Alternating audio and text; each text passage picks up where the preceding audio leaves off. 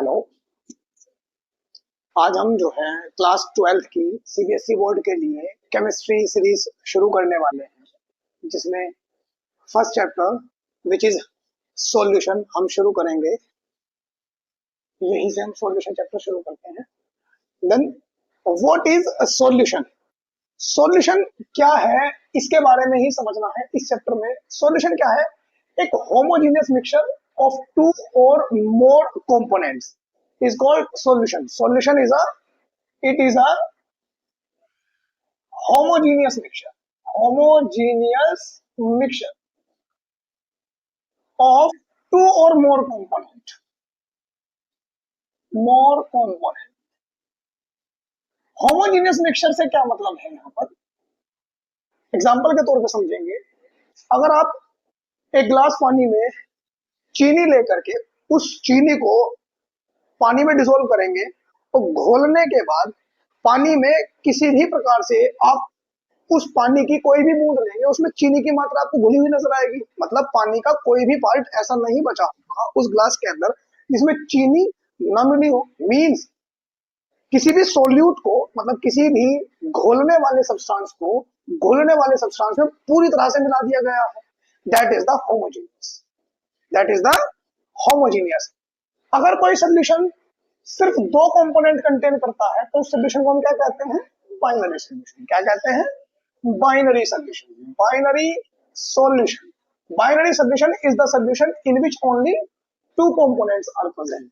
ऐसे सॉल्यूशन जिसमें दो कंपोनेंट प्रेजेंट है, जैसे पानी और चीनी का मैंने एग्जांपल दिया है, that is the binary solution. क्योंकि सिर्फ पानी और चीनी ही है इसके अंदर प्रेजेंट, तो ये बाइनरी सोल्यूशन है। बाइनरी सोल्यूशन के भी या किसी भी सोल्यूशन के दो मेन कंपोनेंट्स तो प्रेजेंट हमेशा होंगे। दो मेन क्या होंगे?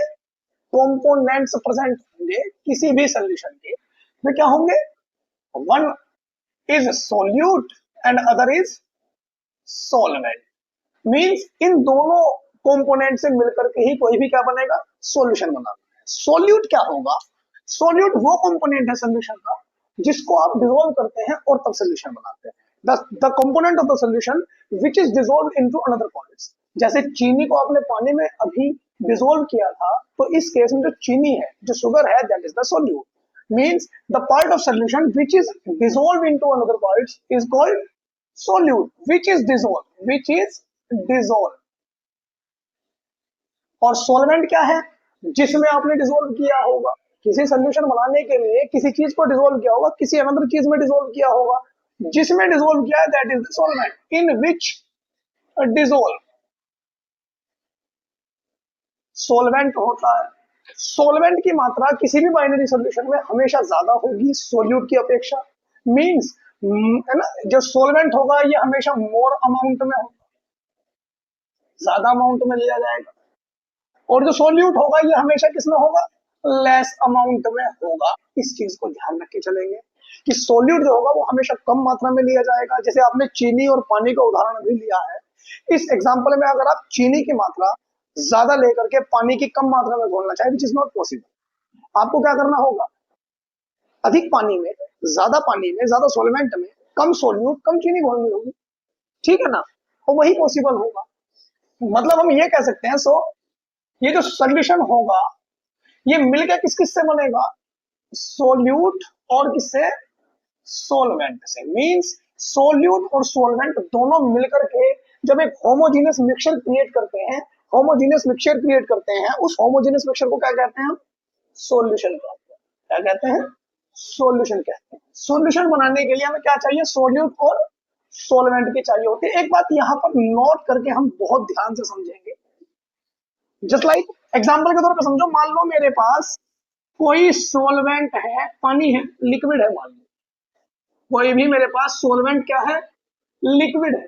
अब इस लिक्विड के अंदर में जो सोल्यूट है वो गैस भी डिसॉल्व कर सकता हूँ, लिक्विड भी डिसॉल्व कर सकता हूँ, सॉलिड भी डिसॉल्व कर सकता हूँ। सोल्यूट में क्या डिसॉल्व कर रहा हूँ? तीनों स्टेट के ले रहा हूँ। मान लो एक दफा में ले रहा हूँ gaseous state which is dissolve in liquid state. अब यहां पर जब आप किसी गैस को किसी लिक्विड में डिसॉल्व करोगे तो जो सोल्यूशन बन के आएगा वो लिक्विड ही बन के आएगा। अगर आप किसी लिक्विड को लिक्विड सोल्यूट को लिक्विड सोलवेंट में डिसोल्व करोगे तो लिक्विड ही सोल्यूशन बन के आएगा। किसी सॉलिड को, जैसे चीनी वाला एग्जांपल हमने लिया, उसको अगर किसी लिक्विड सोलवेंट में डिसोल्व करोगे तो भी सोल्यूशन क्या बन के आएगा, लिक्विड ही बन के आ रहा है तीनों केसेस में। इसका मतलब ये कह सकते हैं जो फिजिकल नेचर, जो फिजिकल स्टेट किसकी होगी, सोलवेंट की होगी, सिमिलर फिजिकल स्टेट किसकी निकल के आएगी, सॉल्यूशन की निकल के आएगी। यहां पर नोट क्या बना, द फिजिकल नेचर या state of solution is depend या decide by the physical state of solvent. Solvent की फिजिकल स्टेट पे क्या करेगी, वो डिपेंड करेगी, सोलवेंट की फिजिकल स्टेट पे क्या करेगी, डिपेंड करेगी। ठीक है, यहां तक आगे बढ़ते हैं। हमने सॉल्यूशन को समझा, सॉल्यूशन क्या होता है, सॉल्यूशन के टाइप्स को समझेंगे, सॉल्यूशन के हम टाइप्स को भी समझेंगे। सॉल्यूशन के types of solution, types of solution, इसको क्लासिफाई किया जाता है, इसको डिवाइड किया जाता है तीन क्लासिफिकेशंस के आधार। सॉल्यूशन की क्लासिफिकेशन जो होगी वो तीन कैटेगरी में हम डिवाइड करेंगे। सबसे पहली, on basis upon amount of solute, amount of solute, solute की अमाउंट के आधार पे जो सॉल्यूशन होंगे वे चार तरह के होंगे। पहला जो होगा वो डाइल्यूट सॉल्यूशन होगा, डाइल्यूट सॉल्यूशन होगा जिसको आपने लैब में कुछ कंपोनेंट्स की बोतल्स पर लिखे हुए देखा होगा DIL, ये दिल नहीं है, basically that is the dilute solution, that is the dilute solution. दूसरा होगा concentrated solution, concentrated solution, concentrated में आपने देखा होगा लैब में कुछ कंपोनेंट्स की बोतल में CONC और एक डॉट लगा होता है, ये डिनोट करता है किसको, कंसंट्रेटेड सॉल्यूशन को। तीसरा जो होगा वो होगा सैचुरेटेड सॉल्यूशन, कौन सा होगा, सैचुरेटेड सॉल्यूशन। और चौथा जो होगा that is the unsaturated solution, saturated solution और अनसैचुरेटेड सॉल्यूशन। डाइल्यूट सॉल्यूशन क्या होंगे, डाइल्यूट सॉल्यूशन क्या होंगे, डाइल्यूट को आप ऐसे समझो जैसे कोई हल्का सॉल्यूशन, मतलब गाढ़ा ना हो। अब कोई भी हल्का सॉल्यूशन कब बनेगा, जब आप सोल्यूट की कम मात्रा सोलवेंट में लेंगे, means the solution in which very less amount of solute is dissolved with the solvent, जिसमें क्या होगी, लेस अमाउंट किसकी प्रेजेंट होगी, सोल्यूट की प्रेजेंट होगी, किसमें, सोलवेंट के साथ। तो जो सोल्यूशन बन के आएगा that is the dilute solution. लेकिन अगर आप सोल्यूट जो है ज्यादा घोलना शुरू कर दे तो सोल्यूशन क्या बनने लगेगा, डाइल्यूट से किसकी तरफ जाने लगेगा, कंसंट्रेटेड की तरफ जाने लगेगा, गाढ़ा होने लगेगा। मीन्स आप क्या कह सकते हैं, the solution in which more amount या लार्ज अमाउंट, मोर और लार्ज अमाउंट ऑफ किसकी, solute is dissolved with solvent, जिसमें ज्यादा मात्रा घुली होगी सोल्यूट की सोलवेंट के साथ दैट इज द कंसंट्रेटेड, जिसमें कम मात्रा घुली होगी उसे क्या कहेंगे हम, डाइल्यूट सोल्यूशन, डाइल्यूट सोल्यूशन। अब बात की जाए सैचुरेटेड सोल्यूशन की और अनसैचुरेटेड सोल्यूशन की। अगर आप एक मात्रा में पानी लेते हैं या कोई सोलवेंट लेते हैं, उसमें कोई सोल्यूट घोलना शुरू कर देते हैं, जैसे पानी में चीनी घोलना शुरू कर दोगे, अगर पानी की एक स्पेसिफिक अमाउंट लेंगे, उस मात्रा को आप बढ़ाएंगे नहीं या घटाएंगे नहीं, एक स्पेसिफिक अमाउंट पानी की लेंगे, तो उसके अंदर ऐसा नहीं है कि आप चीनी कितनी भी घोल देंगे, एक मैक्सिमम मात्रा घुलेगी, उसके बाद चीनी घुलनी क्या हो जाएगी, उसके अंदर बंद हो जाएगी, रुक जाएगी। Basically maximum amount of solute क्या होगी उसके अंदर, घुलनी, एक घुल सकती है उसके बाद बंद हो जाएगी। तो जब मैक्सिमम अमाउंट किसी भी सोल्यूट की घुल चुकी होगी किसी भी सोलवेंट के साथ, तो एक सोल्यूशन बनेगा, उस सोल्यूशन को क्या कहेंगे हम, saturated solution. Saturated solution is that solution in which maximum amount of solute, maximum amount of solute is dissolved with a specific amount of solvent. Specific amount of solvent means यहां पर हम जो मात्रा लेंगे सोलवेंट की उसको बढ़ा या घटा नहीं सकते, जो शुरुआत में हमने ली है, जस्ट लाइक 1000 ग्राम 100 ग्राम हमने सोलवेंट लिया है, उस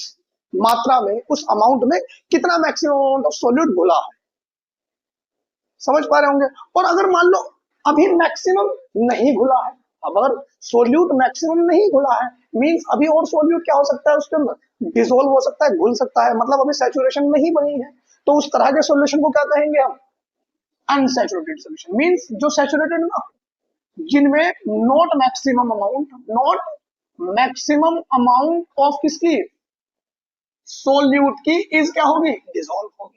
अब अगर इन चारों टाइप को आप ध्यान से देखो तो यहाँ पे मैंने जिक्र किया है सिर्फ और सिर्फ अमाउंट ऑफ सोल्यूट का। किसका लिया है, अमाउंट ऑफ सोल्यूट, जिसमें less amount of solute, more amount of solute और large amount of solute, maximum amount of solute और not maximum amount of solute. तो यहाँ पे अमाउंट ऑफ सोल्यूट के आधार पे सोल्यूशन को कितने क्लासिफिकेशन दी गई है, 4 क्लासिफिकेशन, डाइल्यूट, कंसंट्रेटेड, सैचुरेटेड और अनसैचुरेटेड। दूसरी क्लासिफिकेशन जो हम इस सॉल्यूशन की करेंगे, दूसरी क्लासिफिकेशन जो हम करेंगे वो फिजिकल स्टेट की, मतलब हम करेंगे नेचर ऑफ सॉल्वेंट के आधार पर। दूसरा ऑन बेसिस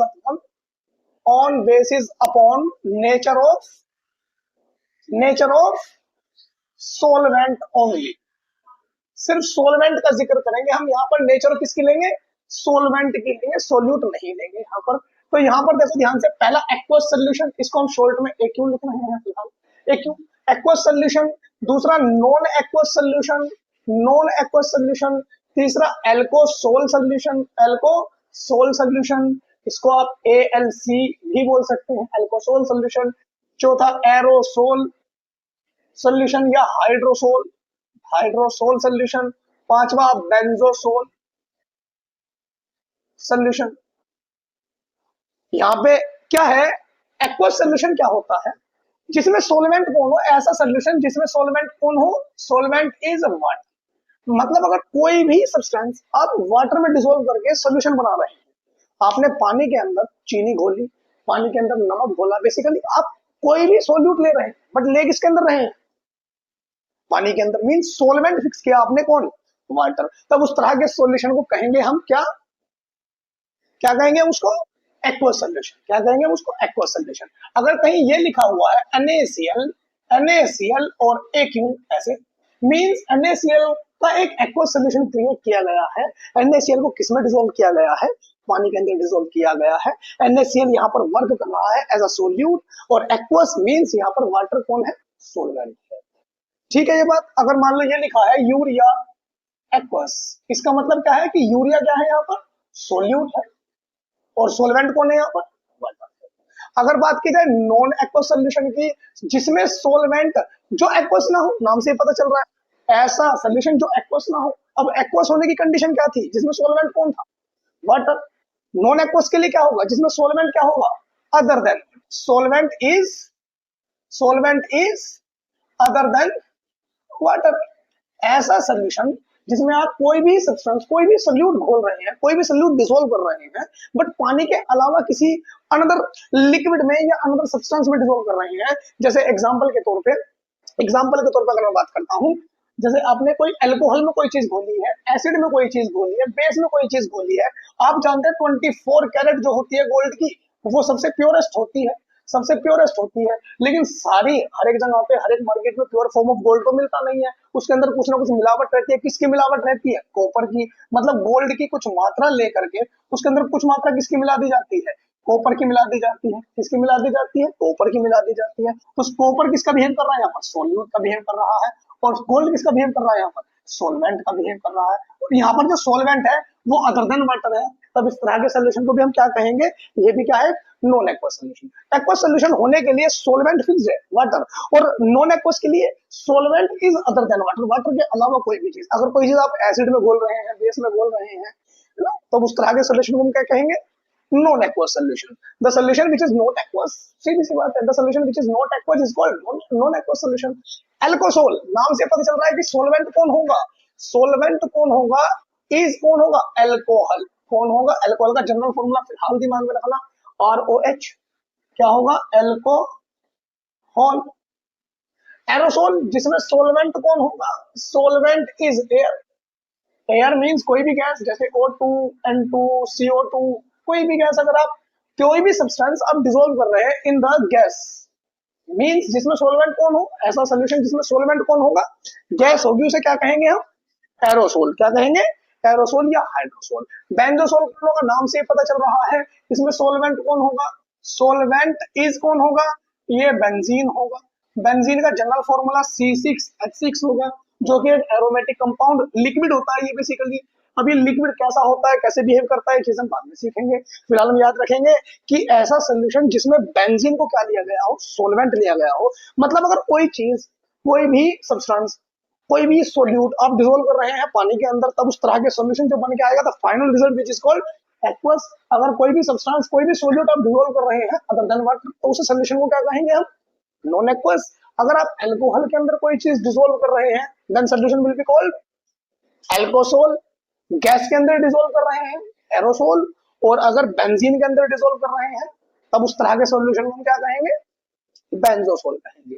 तीसरी और सबसे इंपॉर्टेंट क्लासिफिकेशन, यहीं से दिमाग में रखना, यहां से बोर्ड में क्वेश्चन आता है एमसीक्यूज में, तो ठीक है, इसको मैं रब करूंगा।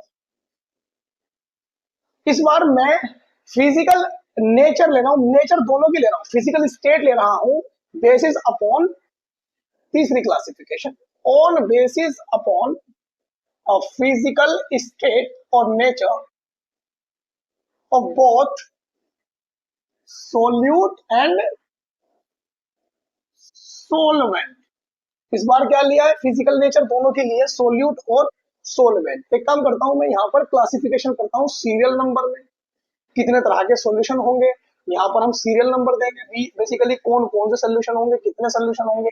यहाँ पर मैं नेचर लेता हूँ या फिजिकल स्टेट लेता हूँ, नेचर किसकी लेता हूँ, या फिजिकल स्टेट बोलो, नेचर ऑफ सोल्यूट ले रहा हूँ जिसको हम डिसोल्व करने वाले हैं, या सोलवेंट ले लो पहले, कोई बात नहीं, सोलवेंट ले लिया है।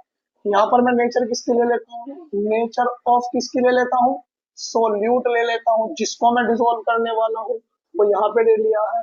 और यहाँ पर मैं फिजिकल स्टेट चेक करूंगा, किसकी चेक करूंगा, या नेचर चेक करूंगा ऑफ किसकी, सॉल्यूशन की चेक करूंगा। और यहाँ पर उसका एक एग्जाम्पल भी मैं चेक करूंगा, एग्जाम्पल इंपॉर्टेंट रहने वाला है, इस पर खासतौर पर ध्यान देंगे। एक काम करता हूँ मैं, सबसे पहले सोलवेंट को कंसिडर करता हूँ मैं सॉलिड, क्या ले लेता हूं मैं, सोलवेंट को कंसिडर करता हूं मैं सॉलिड। और इस सॉलिड के अंदर मैं डिसोल्व करता हूं सोल्यूट, जैसे कि सॉलिड, एक बार में डिसोल्व करता हूं लिक्विड, फिर डिसोल्व करता हूं क्या, गैस।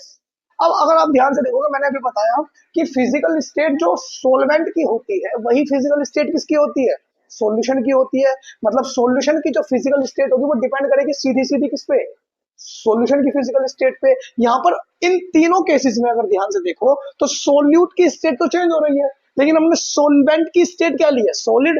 तब सॉल्यूशन की जो स्टेट निकल के आएगी इस सॉल्यूशन में भी, इस सॉल्यूशन में भी, और इस सॉल्यूशन में क्या आएगी, सॉलिड। क्या आएगी, सॉलिड। तो हम कह सकते हैं ये सॉल्यूशन कौन सा सॉल्यूशन बना है, सॉलिड सॉल्यूशन। तो सॉलिड सॉल्यूशन कितने टाइप का हो रहा है यहाँ पर, 3 टाइप का, 1 2 3। तो ये जो 3 सीरियल नंबर है, ये किसके हैं, सॉलिड सॉल्यूशन।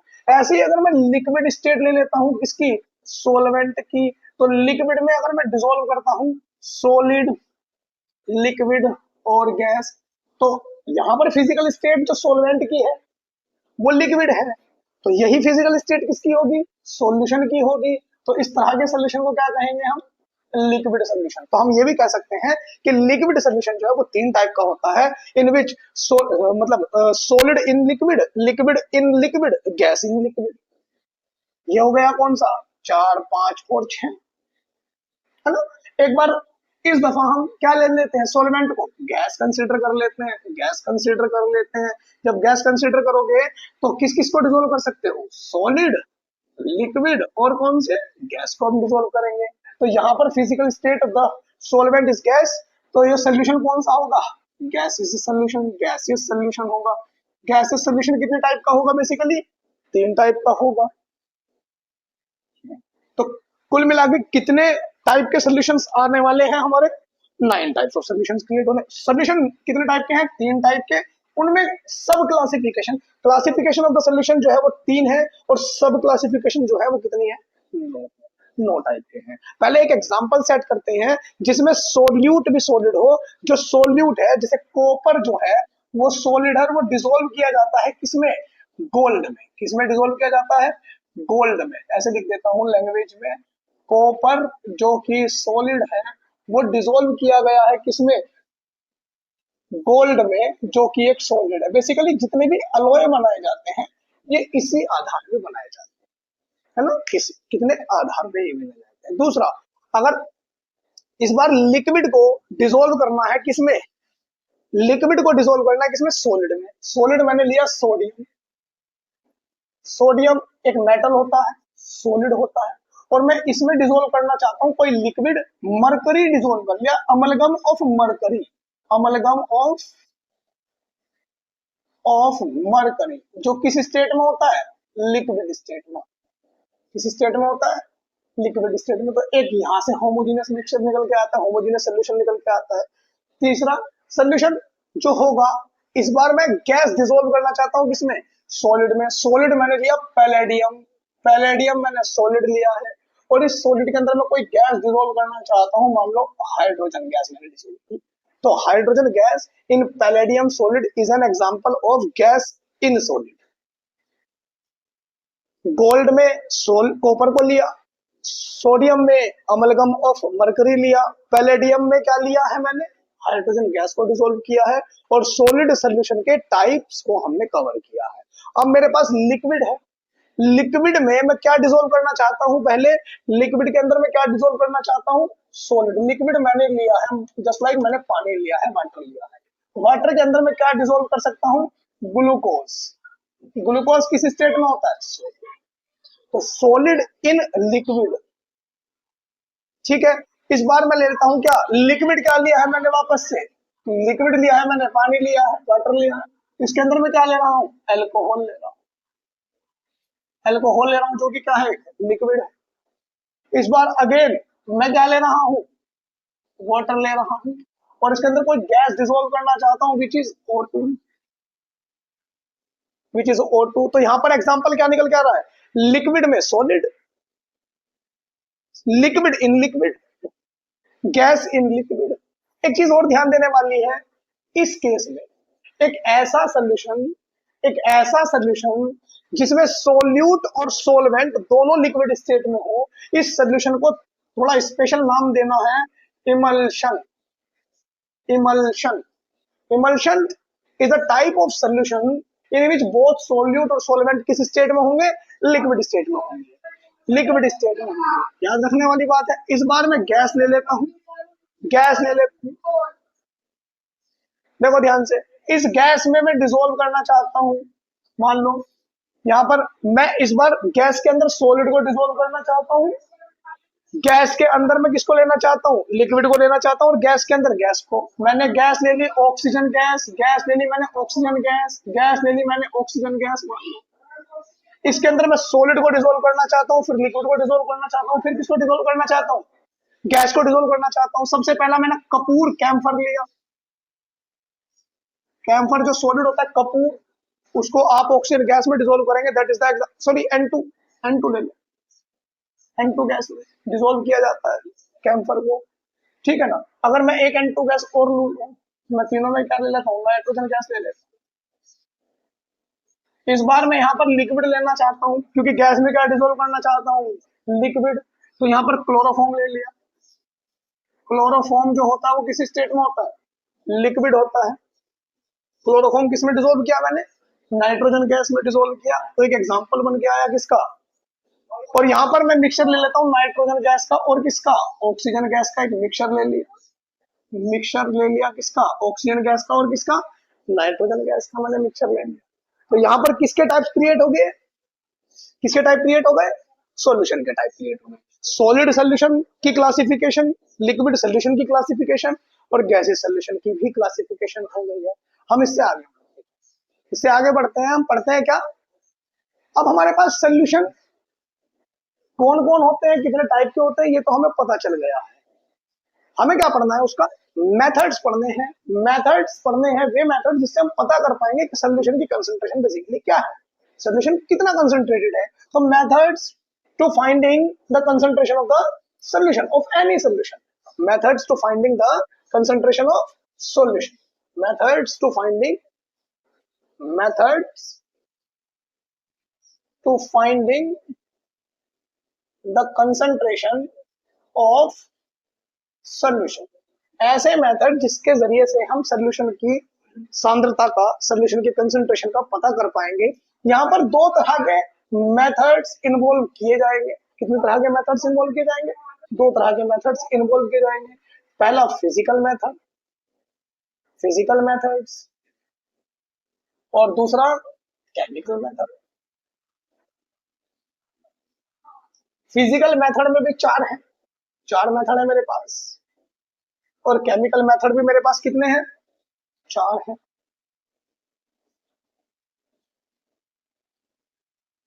फिजिकल मेथड में सबसे पहला कौन है, मास परसेंटेज, मास परसेंटेज। दूसरा है वॉल्यूम परसेंटेज। तीसरा है mass by volume percentage. And fourth is part पर मिलियन, पार्ट पर मिलियन, जिसको क्या कहते हैं हम, पीपी। कंसंट्रेशन किसमें चेक करने के लिए आ जाती है, पीपीएम, पार्ट पर मिलियन। केमिकल मेथड भी हमारे पास चार होंगे, मोलैरिटी, मोलैरिटी जिसका सिंबल होगा कैपिटल एम, मोलैरिटी, मोलैरिटी जिसका सिंबल होगा स्मॉल एम, नॉर्मेलिटी, नॉर्मेलिटी जिसका सिंबल होगा एन, कैपिटल एन, और मोल फ्रैक्शन, मोल फ्रैक्शन जिसका सिंबल होगा जाई या एक्स, जिसका सिंबल होगा। एक एक मेथड के बारे में हमें सीखना है। हम क्या करना चाहते हैं, कोई भी सोल्यूशन जो हमें प्राप्त हुआ है उसकी कंसंट्रेशन निकालना चाहते हैं। कंसंट्रेशन निकालने के कितने मेथड है मेरे पास, दो मेथड है। First is physical method and the second one is chemical method. Physical method भी चार तरह के पढ़ने हैं और केमिकल मेथड भी मुझे चार तरह के पढ़ने हैं, mass percentage, volume percentage, mass by volume percentage and ppm. Mass percentage का मतलब क्या होगा, किसी भी कंपोनेंट का अगर मास परसेंटेज निकालना है, किसी भी सोल्यूशन का अगर क्या पूछ रहा है, मास परसेंट पूछ रहा है, मैं यहीं पे निकाल रहा हूँ, यहीं पे लिख रहा हूँ। तो मास percent of component A. A is any component which is present any solution, which is present in any solution। आपको क्या करना है, आपको क्या करना है, जिस कंपोनेंट का मास परसेंट निकालना है उस कंपोनेंट का मास रख देना है ऊपर, mass of A, total mass यानी कि मास ऑफ सॉल्यूशन नीचे रख देना है, या कह लो टोटल मास नीचे रख देना है, और मल्टीप्लाई कर देनी है 100 से, मल्टीप्लाई कर देनी है किससे, 100 से। जैसे एग्जांपल के तौर पे अगर मैं पता करना चाहता हूँ हाइड्रोजन कितना परसेंट है इन 1 मोल ऑफ वाटर, एक मोलिक्यूल है, एक मोल है मेरे पास वाटर मोलिक्यूल का, इसके अंदर हाइड्रोजन का मास परसेंट बताना है।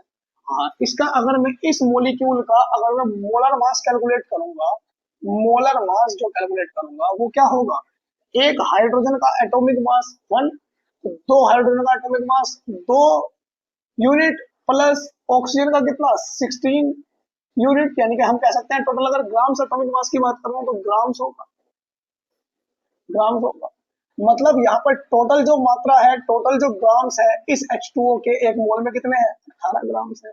अगर मैं चाहता हूँ मास परसेंट किसकी निकालना, ऑफ हाइड्रोजन एटम, इस केस में तो यहाँ पर हाइड्रोजन के कितने ग्राम्स प्रेजेंट हैं, 2 grams upon total mass of the solution which is equals to 18 multiply by 100, percentage का सिंबल लगना है यहाँ पे, 2 9 का 18 और 9 से इसको कट करेंगे तो क्या आएगा, क्या आएगा 11.11%। यहाँ से सोल्यूशन H का परसेंट, ऑक्सीजन का परसेंट निकालना चाहो, मास परसेंट अगर निकालना चाहो ऑफ ऑक्सीजन क्या होगा, ऑक्सीजन का mass, total mass multiply by, solve करेंगे आंसर आ जाएगा, सोल्व करेंगे इसको आंसर निकाल लेंगे। इस प्रकार से हम क्या निकाल सकते हैं, किसी भी कंपोनेंट का मास परसेंट निकाल सकते हैं। मास percent of any component is given by this formula. Volume percentage, volume percent अगर किसी भी कंपोनेंट का क्या निकालना है आपको, यहाँ पर वॉल्यूम परसेंट निकालना है, वॉल्यूम ऑफ कंपोनेंट ए रख देनी, टोटल वॉल्यूम नीचे रख देनी है और मल्टीप्लाई कर देनी है 100 से। परसेंटेज के लिए आप 100 से मल्टीप्लाई, क्योंकि परसेंट का मतलब होता है 100 में से कितना है, ठीक है ना। अगर मास बाय वॉल्यूम आपको कैलकुलेट करनी है, अगर क्या कैलकुलेट करना चाहते हो, mass by volume percentage, mass by volume percentage, ये दी जाएगी कैसे, मास ऑफ कंपोनेंट ए और इसको डिवाइड कर देनी है वॉल्यूम से, mass of A volume of solution, यानी कि टोटल वॉल्यूम, और मल्टीप्लाई कर देनी है आपको 100 से। ये निकल के आ जाएगा मास बाय वॉल्यूम परसेंटेज।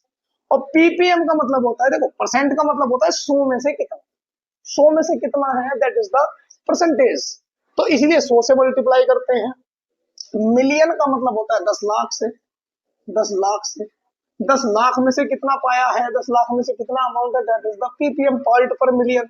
तो इसीलिए अगर मैं निकालना चाहता हूं कंसंट्रेशन ऑफ ए इन किसमें, पीपीएम, तो कैसे निकालेंगे, अमाउंट जो होगी ए की, of amount of A, total amount नीचे, यानी कि अमाउंट ऑफ सोल्यूशन नीचे, टोटल अमाउंट नीचे, और मल्टीप्लाई यहां पर किससे करेंगे, 10 लाख से। 10 लाख मीन्स क्या होगा, 10 टू द पावर 6, और यहाँ पर सिंबल भी क्या लगेगा, पी।